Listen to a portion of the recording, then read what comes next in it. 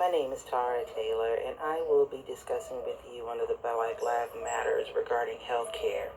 So I want to start out by discussing um, why are Black people sicker? Why do they die earlier than other racial groups? There are many factors that likely contribute to the increased morbidity and mortality among Black people. However, it is undeniable, though, that one of those factors is the care that we receive from our providers. Black people simply are not receiving the same quality of health care that their white counterparts receive, and this second-rate health care is shortening our lives. In an analysis completed by researchers at Yale University and the University of Pittsburgh, they found that Black people are more than 3.5 times more likely to die of COVID-19 than white people, and Latino people are nearly twice as likely to die of the virus as white people as well. It was reported in the state of Michigan that Black people make up 14% of the state population, but account for 41% of the coronavirus deaths. In the state of Illinois, Black people make up 14% of the population, but accounted for 32.5% of the coronavirus deaths. According to the state of Louisiana, where Black people make up 33% of the population. However, Governor John Edwards said in April that Black people account for more than 70% of the state's coronavirus deaths, with the majority of those fatalities taking place in New Orleans.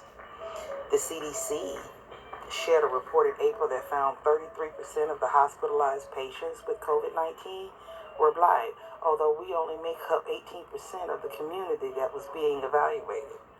So as seen on my slide, also under healthcare, there are many inequities and social determinants of health that put racial and ethnic minority groups at increased rate of getting sick and dying from COVID-19. Those include discrimination, health care, access to utilization, occupation, educational income and wealth gaps, and housing. The American Medical Association asked the question, though, why do Black communities seem to be at greater risk?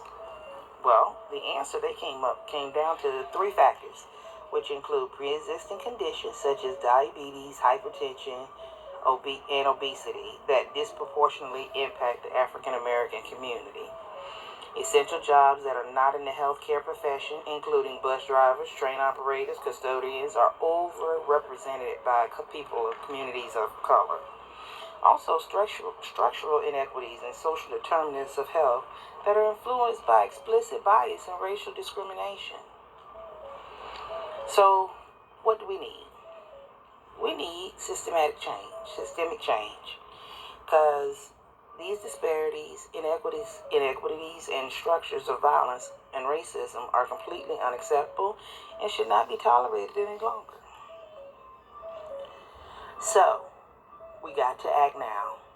And by that, I mean we have to actively be anti-racist. We have to recognize racism tears at the fabric of our society, and therefore it's a societal issue that has profound impact on all communities and aspects of life.